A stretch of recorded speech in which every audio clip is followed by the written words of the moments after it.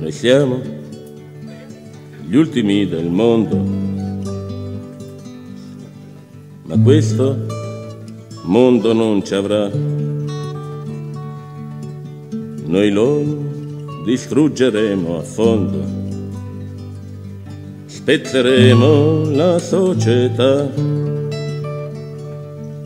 Nelle fabbriche il capitale come macchine ci usò, nelle sue scuole la morale di chi comanda ci insegnò.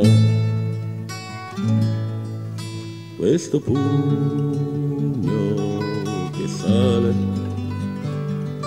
questo canto che va, è l'Internacional. Hablar hoy también bajito. Bien, muchas gracias. Por otro lado, mi trabajo, digamos, me parte del conocimiento de primera mano de Manuel Sacristán, como sé que han tenido nuestros ponentes estas jornadas. Aquí. Vamos a ver.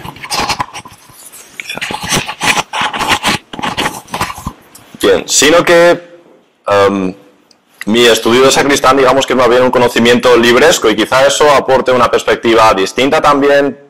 He trabajado sobre revistas, sobre material que muchas veces me ha proporcionado Salvador López Arnal, cartas, este tipo de cosas. Bien, y lo que yo voy a exponer es un ensayo de interpretación de la utilidad política de la literatura según Manuel Sacristán. Hay mucho de coger muchas citas, tratar de que aquello tenga sentido, cómo funcionan juicios muy aparentemente dispares e incluso a veces contradictorios sobre obras muy distintas de las que se ocupó Manuel Sacristán. Bien, la estructura de mi ponencia responde a una solución de compromiso entre una exposición temática y una exposición cronológica. Va a ser más bien cronológica y podemos distinguir en su conjunto dos partes. La primera parte cubre la juventud de Sacristán hasta su viaje a Alemania. En esos años, Sacristán piensa mucho en el teatro contemporáneo y reflexiona sobre el potencial desideologizante de la forma, como ya se ha mencionado Laureano Bonet. La segunda etapa, a mi ver, muy diferenciada, parte después del viaje a Alemania. Y en ella los trabajos sobre literatura pasan a ser mucho más espaciados en el tiempo y formulan con claridad distintas vías hacia una literatura desideologizante, pero también detectan una crisis de la función del escritor en sociedad que viene de largo, de la mitad del siglo XIX. Bien, quería empezar sobre todo con una cita que habla de cómo la literatura es un factor de primera importancia en la formación de las ideas políticas de Manuel Sacristán. Dice así: si yo me recompongo, ¿quién me ha hecho a mí? A mí me han hecho los poetas castellanos y los poetas alemanes. En la formación de mi mentalidad no puedo prescindir ni de Garcilaso, ni de Fray Luis de León, ni de San Juan de la Cruz, ni de Góngora. Pero tampoco puedo prescindir de Goethe, por ejemplo, e incluso de cosas más rebuscadas de la cultura alemana, cosas más pequeñitas, Eichendorff, por ejemplo. O poetas hasta menores, y no digamos ya, sobre todo y por encima de todo, Kant y Hegel, pero sobre todo Kant. Bueno, sigue. Fin de la cita. Y también quería apuntar un dato interesante, que es que Sacristán en el Instituto Balmes tuvo un profesor, como seguramente saben muchos, digamos que irregular en el panorama de profesores del franquismo, que es Díaz Plaja. Como decía Fernando Valls en su libro sobre la educación, sobre la enseñanza de la literatura durante el franquismo, Díaz Plaja tenía un método, digamos que siguiendo los programas oficiales, él daba mucha cancha a que el alumno desarrollase sus propios intereses. Decía casi literalmente Díaz Plaja que él daba a sus alumnos a elegir 10 obras que tenían que leer a lo largo del curso y ellos tenían que buscar cuáles eran. Bueno, ese tipo de contexto, digamos, biográfico que puede explicar pues muchas de esas lecturas brillantes y de esos intereses muy marcados y de esa pasión que vemos en muchos ensayos de Manuel Sacristán. Bien, Miguel Manzanera señalaba también en su tesis cómo la literatura Y cito, los clásicos griegos, la escolástica o los clásicos españoles, fue uno de los muchos y variados ingredientes de esa antropología humanista que llevó a Sacristán al compromiso con la causa más potencialmente humanizadora que pudo entrever, el comunismo. Bueno, y también en esa época la literatura es para Manuel Sacristán, como dicen varios artículos de Laie, con un lenguaje casi de regeneracionista clásico, un instrumento para la transformación de la realidad, para la educación de la gente, igual que lo es también la música, el arte, etcétera, etcétera. Ya veremos de qué modo en concreto es posible esto, la transformación de la realidad a través de la literatura. Bien, el joven Sacristán debía entenderse a sí mismo como un hombre de letras en un sentido amplio. Hablo de los años 50, un crítico literario de la misma especie que su amigo Castellet, y así era percibido también desde fuera. Por eso, cuando entra a colaborar en Cuadrante, le ofrecen ser el redactor de literatura, precisamente. En aquellos artículos, él mismo focaliza de preferencia su atención hacia hechos literarios. El obituario de Miguel Villalonga, el Nobel de Literatura, una poesía de Unamuno, etc. El nombre del catedrático de Salamanca, por cierto, no se le cae de la boca hasta 1950 y vale quizá como modelo de polígrafo, toda vez que lo prefiera como filósofo. Es ese escribir de esto y aquello, como Unamuno, unas veces en crónica ligera, otras poniendo un dato encima del otro, el que explica el continuo desdoblamiento de Sacristán en seudónimos, anónimos y siglas. Enrique Luzón, EL, Manuel Entenza, Juan Manuel Mauri, MS, Manuel S. Luzón, a veces, raras, Manuel Sacristán. En la época de Laie reseña preferentemente libros de pensamiento y publica ensayos de alto voltaje filosófico, pero también reflexiona mucho y coherentemente sobre el hecho dramático y hace crónicas culturales en las que alterna reflexiones humanistas con barruntos materialistas. Para él, la literatura es una forma más de pensamiento. Por eso acepta tranquilamente que una historia de la filosofía norteamericana dedique más espacio a un poema de Melville que al principio triádico de tal o cual filósofo. En otro número de Laie, entiende como literatura todo lo escrito. La literatura, postula, se define por la celulosa y por la tinta, de modo que en principio no hay que ponerle puertas al campo. En lo que hace a significación social, un poema puede tener más entidad que un tratado científico. En relación con esto, Sacristán detecta en algunos textos literarios un conocimiento sonambúlico del mundo. Es el materialismo entrevisto en una exposición de viejos códices. Es el balance de la crisis posfascista que extrae de Il conformista de Moravia. Son las visiones de alienación de George Orwell. Es la crisis de la cultura alegorizada por Thomas Mann o el racionalismo que receta un librito de aventuras del siglo XVII, naturalmente el Telémaco de Fenelón. Nada de esto se concreta aún en una teoría de la lectura, sino que es producto más bien de esa forma que tiene él de exprimir los textos, de sonsacarles el significado. Es el tipo de conocimiento que mucho más tarde atribuirá a algunas formulaciones filosóficas. En palabras de Laurano Bonet, en un artículo que se publicó en Mientras Tanto, me parece, hay en Sacristán, en esos 50, y algo aludido ya, cito, un sedimento formalista de origen kantiano que se plasma, por ejemplo, en Laie en una defensa de la obra artística como construcción, artificio, artefacto. El mejor compromiso de la literatura sería, pues, el compromiso consigo misma, con su íntima belleza. Fin de cita. Sobre esto hay alguna otra declaración bastante inequívoca, con alguna declaración del propio Sacristán, como cuando en febrero de 1953, escandalizado por la virulencia contra Cela de un artículo de la revista comunista Nuestro Tiempo, Sacristán le manda a Juan Carlos García Borrón la siguiente moraleja, cito: si es usted un artista decente, si se aferra usted al non serviam que exige todo arte honrado, le pegarán a usted un tiro en la nuca con una pistola rusa mientras le aplastan la frente con el martillo aquel de Menéndez Pelayo. Fin de cita. Bien dicho así, parece fuera de discusión que Sacristán absuelve a la literatura de una toma de partido. Pero el panorama se complica cuando, en fechas muy poco posteriores, dedica un largo y elogioso artículo a la novela de Sánchez Ferlosio, Industrias y andanzas de Alfa Nui. Las páginas de esa novela, autónomas y aparentemente apolíticas como ninguna, son, cito, con todo su preciosismo literario, más eficaces, incluso moralmente, que 100 poemas interminables sobre los parias y el hambre. Fin de cita. Bueno, ¿cómo es esto posible? Sacristán sigue aquí un razonamiento complejo que cita profusamente el texto comentado y parte del descubrimiento del determinismo social. La espontaneidad cotidiana, escribe, es lo más antinatural que existe, pues es el mero resultado automático de las influencias sociales. Solo el muy rebuscado puede llegar a ser natural, cuando después de mucha rebusca haya llegado a constituirse su naturaleza, su naturalidad. Fin de cita. La novela de Ferlosio, autónoma, rebuscada, conquista una naturalidad propia. La búsqueda de esa auténtica naturalidad solo puede comprenderse considerando que la actuación espontánea es una naturaleza deturpada que encubre un hipotético modo de ser más auténtico, soterrado bajo capas de prejuicios adquiridos.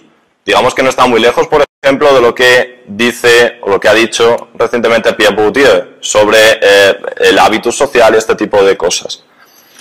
La artificialidad se convierte aquí en una especie de enantiosema peliagudo que incluye un sema, la elaboración, y su contrario, la espontaneidad. Sacristán propone que no solo el arte, sino que la existencia toda del hombre sea artificio, artefacto, coherente con la metáfora según la cual el hombre es construcción y por consiguiente artificial.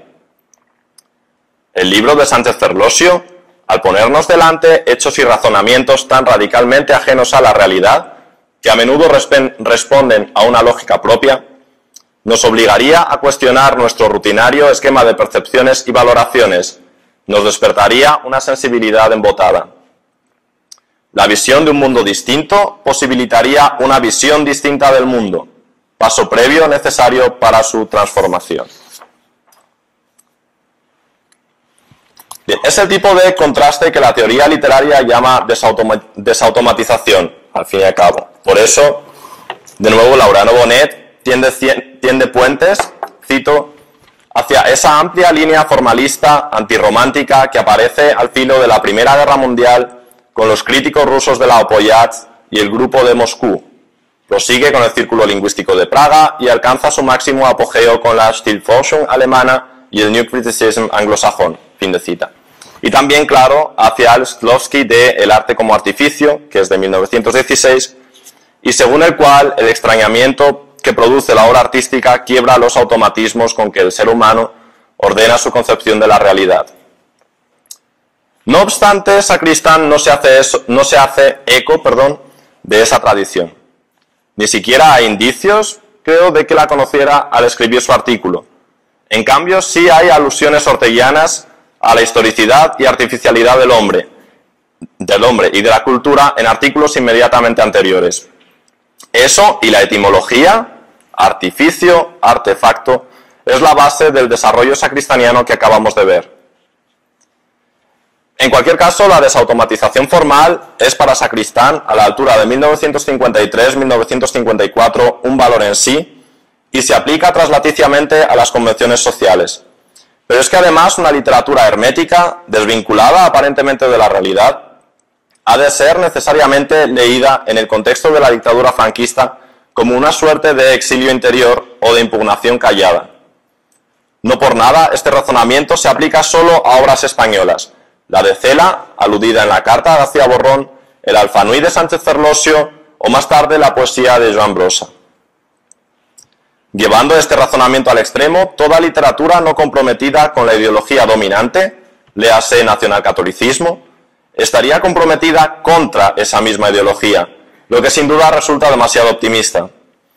Hay que atribuir tales valoraciones a esa forma de leer que tiene Sacristán, que, como hemos dicho, exprime los textos y pone mucho de su parte.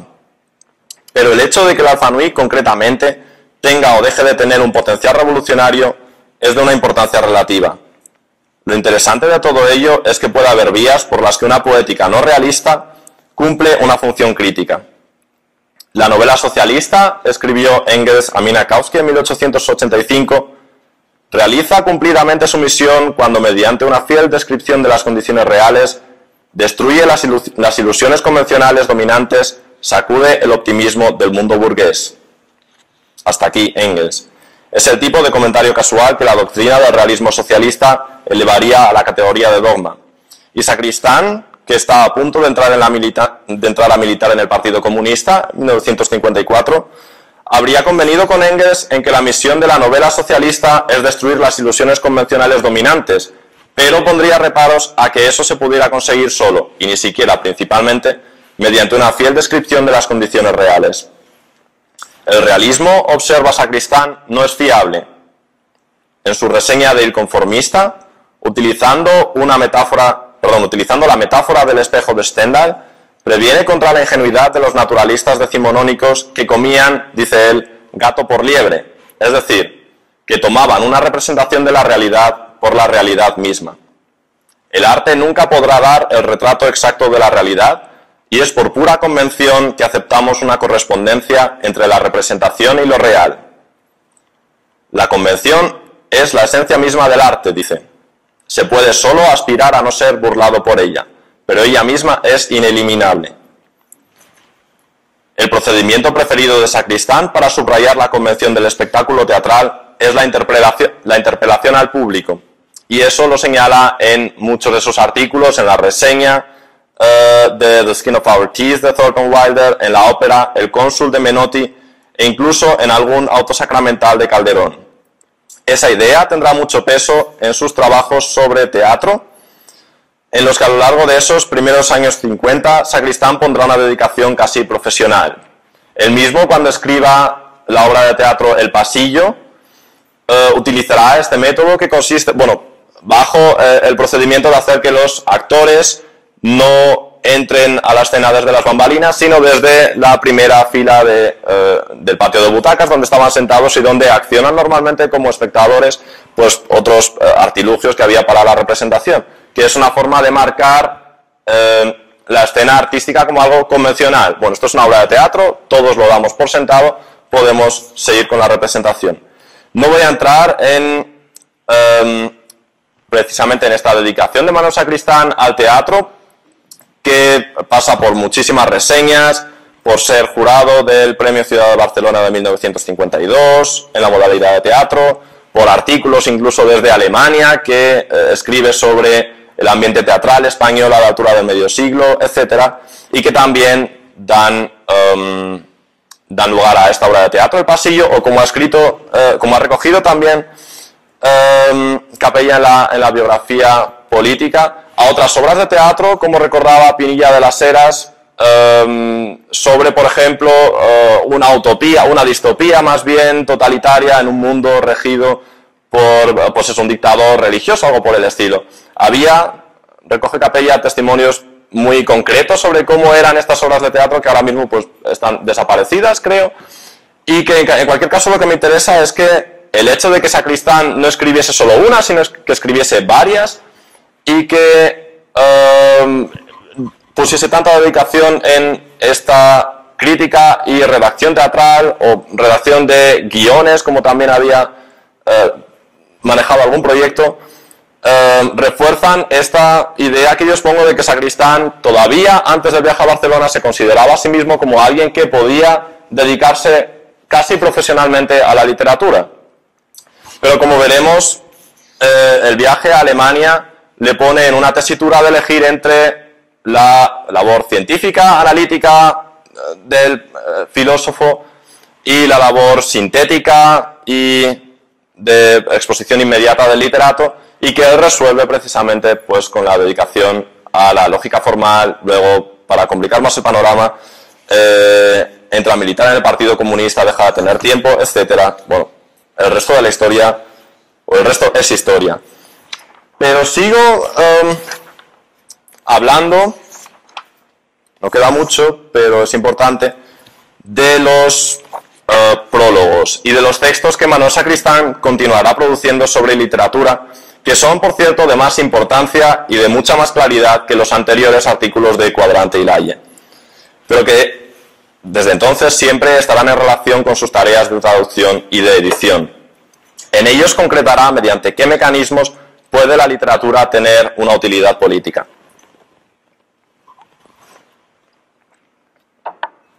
Bien, dichos textos son casi siempre prólogos de alguna de las traducciones con las que se gana el jornal. En alguna parte ha reconocido haberlos escrito por pura diversión, dice, con mucho más sosiego del que generalmente podía disponer para cualquiera de sus otros trabajos. Planea ir reuniéndolos y editándolos aparte, incluso, como notas de lectura independientes de los textos que preceden, proyecto del que solo habrá una primera entrega, el volumen Lecturas, editado en Ciencia Nueva. Y en él se reunían, como es bien sabido, dos ensayos tremendos.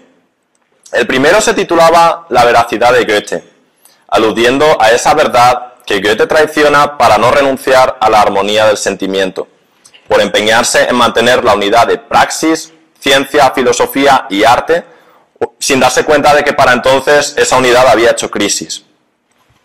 Lukács había acuñado la expresión dialéctica espontánea para referirse al intento de Goethe de recoger las contradictorias motivaciones del análisis y la síntesis. Sacristán no niega la existencia de una dialéctica espontánea, pero sí discute esa lectura cuasi socialista de Goethe que hace Lukács, subrayando el cinismo de aquel, de Goethe, es decir, su capacidad de percibir la fractura del mundo, pero al mismo tiempo su oposición cabezota a resolverla en otro plano que no sea el plano personal. Y ya hacia el final de este ensayo sobre Goethe hay un interesante juicio de valor. Mal podría ser el Fausto buena poesía si no tuviera ninguna relevancia significativa material, dice. Bueno, ahora concretaremos un poco más. Este criterio se concreta en el ensayo siguiente que se titula Heine, la conciencia vencida. La buena literatura es la que pone la consciencia de la realidad por encima de los juicios subjetivos del escritor. Es lo que ocurre con Heine, que explica la realidad aun cuando esta clarividencia conspire contra sus propios intereses. Páginas más allá se refiere a la buena poesía heineana, cito, buena siempre por su compleja significatividad, su riqueza de niveles semánticos y su notable consciencia pragmática, retórica. Fin de cita. La buena literatura es, pues, consciente, autoconsciente, significante. Pero al mismo tiempo Sacristán sigue empeñado en refutar la condena del arte de evasión. Este es testigo de la situación escindida del hombre. El hombre armónico, dice muy contundentemente, no será capaz de soñar. A ello sigue el artículo sobre el realismo en arte, redactado en 1965 para una discusión sobre el libro de Valeriano Bozal, El realismo entre el desarrollo y el subdesarrollo. La ponencia de Sacristán permaneció inédita casi 20 años. Con Bozal, Sacristán empieza desbrozando la definición del término realismo, cuestionando la laxitud con que emplea el término Lukács y rectificando finalmente el uso que hace de él Bozal. Queda claro, en cualquier caso, que el único compromiso que admite Sacristán, en arte como en toda actividad intelectual, es un compromiso revolucionario, es decir, antiideológico, y deja de ser revolucionario en la medida en que se hace ideológico. La literatura pasa, pues, a estar al servicio de la revolución, para lo cual debe proponerse mostrar la realidad, decir la verdad, porque la verdad, en palabras de La Salle, tan caras a Gramsci como a Sacristán, es revolucionaria, con independencia de que se adscriba a una poética realista o no realista. Una estética científica, en fin, puede tolerar indiferentemente elecciones poéticas diversas. De hecho, cito, ninguna poética, realista o no, tiene a priori el monopolio de dar forma a un arte revolucionario en cualquier tiempo o lugar. Y esto nos conduce a un primer corolario que dice así, la veracidad de la literatura solo se consigue mediante la armonización de análisis y síntesis. Su función es servir de rueda de transmisión a un saber científico. Esto está inequívocamente expuesto en el ensayo sobre Goethe. El ensayo sobre Heine recalca que esa armonización, para que sea realmente efectiva, ha de operarse en un plano social, a despecho de las conveniencias del escritor si fuera necesario. El ensayo sobre el realismo en arte sostiene que esa armonización, en la que reside el potencial revolucionario de la literatura, es independiente de una poética realista.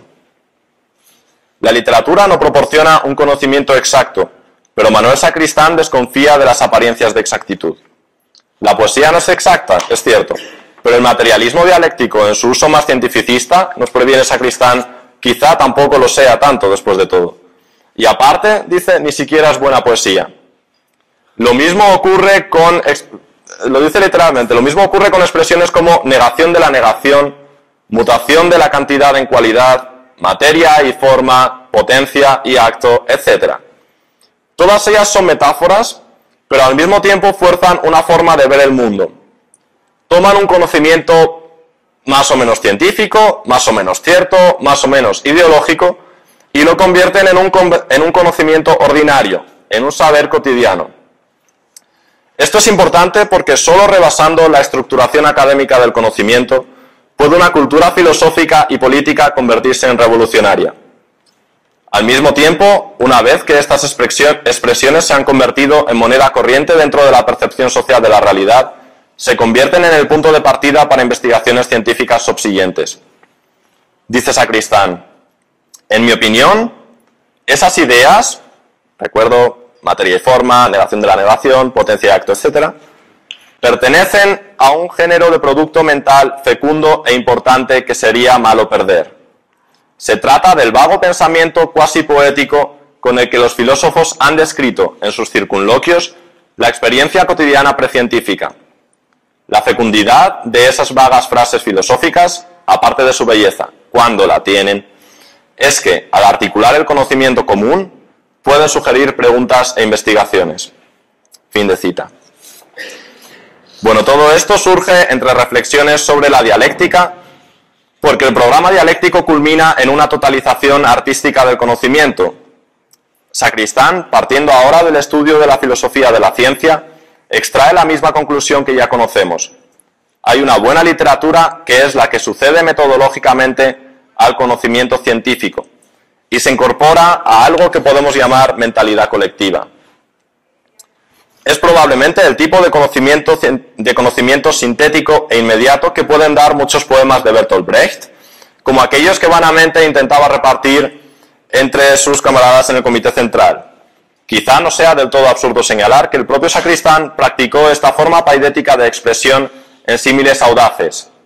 Por ejemplo, al escribir que una crónica periodística es conservación de los hechos en cámaras frigoríficas de tinta impresa, kilo digerido de acontecer bruto. O al escribir que el telémaco de Fenelón es como la gran polonesa que todas las vecinitas del mundo nos ofrecen por el patio durante sus estudios de piano. O al escribir que el buen lector es como el carnicero que despedaza las reses siguiendo las articulaciones. O al escribir que una estética puede ser el principio de poéticas distintas como la mecánica es el principio de tipos distintos de grúas y gatos. Emparentar comparaciones parecidas con las greguerías de Ramón Gómez de la Serna sería una obviedad, además de difícil comprobación. Aunque sabemos que algunas de las lecturas juveniles de Manuel Sacristán no estaban lejos, habla bien de Edgar Neville, habla bien de Javier Poncela, etcétera, etcétera, no estaban lejos del humorismo ramoniano, por lo que es posible que algo de eso haya. Pero lo importante en estos símiles que he citado cronológicamente deja de ser la desautomatización que produce lo insólito y pasa a ser su capacidad explicativa. Quieren ser el precipitado de una ciencia sobre la realidad adquirida previamente por vías menos intuitivas. Las imágenes mencionadas responden respectivamente a las siguientes preguntas. ¿Cuál es la función de una crónica periodística? ¿Por qué Fenelón sigue siendo popular? ¿No? Una de las preguntas que planteaba Dolores Albiac, la de por qué, cómo se lee una obra en cada momento y por qué una obra continúa siendo canónica y otras no. ¿Qué disposición debe guiar al crítico literario? ¿No? La del carnicero. ¿Por qué el realismo, por último, no es la única poética socialista posible? Bueno, paralelamente, Sacristán percibe algo que denomina crisis artística objetiva, con lo que se escribe con Sánchez Ferlosio y que resumo rápidamente. Se trata de una crisis del escritor y del intelectual en general en el mundo, en tanto pues pasa a tener una clientela a la que tiene que satisfacer y hasta qué punto puede ser crítico cuando en realidad pues tiene una función muy determinada, muchas veces al servicio de las ideologías dominantes. Sacristán habla de distintos tipos de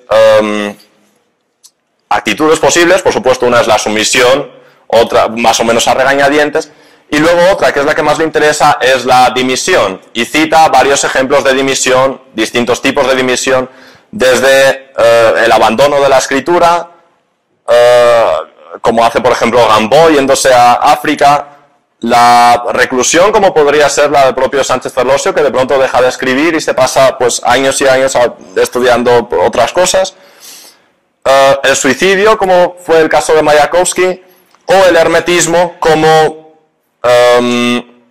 es el caso por ejemplo de Joan Brossa, y como él mismo subraya también en el prólogo a la antología de Joan Brossa. Bien, con esta dimisión no se trata de si la estética es científica o no es científica, se trata más bien de una respuesta diferente a un problema diferente. Un problema en gran medida material, que es la posibilidad de ser crítico cuando la crítica se convierte en una profesión con todas las servidumbres que eso conlleva. Bien, y con esto prácticamente termino con un pequeño resumen. No he tratado de ganar a Manuel Sacristán para la literatura, sino de interpretar coherentemente sus trabajos sobre esa materia y de valorar el papel que juegan dentro de su producción. La teoría literaria marxista nos tiene acostumbrados a sesudos postestructuralismos y teorizaciones levitantes. En comparación, las conclusiones a que nos lleva la revisión de textos de Manuel Sacristán son de una sencillez poco corriente. La originalidad de su planteamiento es que no va de la literatura a la ciencia, sino de la ciencia a la literatura. La práctica tradicional ha sido la de literatos que complicaban con un utillaje científico sus obras para hacerlas más socialistas, entre comillas. La propuesta que hace Sacristán, al revisar el significado de la dialéctica, es que el lenguaje científico simplifique sus conclusiones mediante procedimientos sintéticos e intuitivos que cabe llamar literarios, para que de este modo puedan integrarse en algo que Sacristán no define, pero que podríamos llamar aquí mentalidad social. Menos convincentes a mi ver resultan algunos de sus modelos de literatura crítica, el Alfanui de Sánchez Ferlosio, la poesía rasa de Joan Brossa. Personalmente, o mejor dicho, sociohistóricamente, me extraña que estas obras hayan tenido el significado político que Sacristán les supone. De todos modos, esa repercusión es difícil de valorar y quizá me estoy dejando influir por el lugar que se les ha otorgado en las historias de la literatura contemporáneas, en las que la parte del león se la suele llevar la novela neorrealista y la poesía social. Aunque a la hora de la verdad, estas literaturas llamadas comprometidas tampoco impidieron 40 años de dictadura y los que quedan por venir de euforia capitalista, pero indudablemente calaron más hondo en el imaginario colectivo de la cultura contestataria. El valor de Sánchez Ferlosio y de Brossa, aparte de las afinidades selectivas que demuestra Sacristán hacia ellos, radica en su excepcionalidad incomprensible en un campo literario completamente heteronómico y en su voluntario apartamiento de la profesionalización, con el que denuncian tácitamente el papel parasitario del intelectual en la sociedad. Muchas gracias por su atención.